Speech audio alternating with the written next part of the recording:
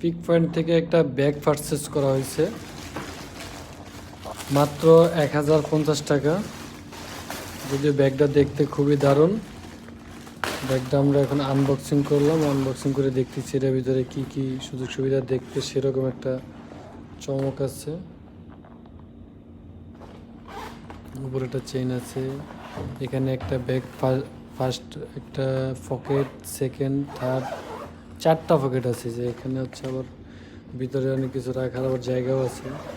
3 number, এখানে আবার অনেক স্পেস, আবার এর ভিতরে হচ্ছে একটা ইউএসবির দেওয়ার ইয়ে আছে, মোবাইল চার্জার দেওয়ার। এটা হচ্ছে ল্যাপটপ রাখার একটা জায়গা।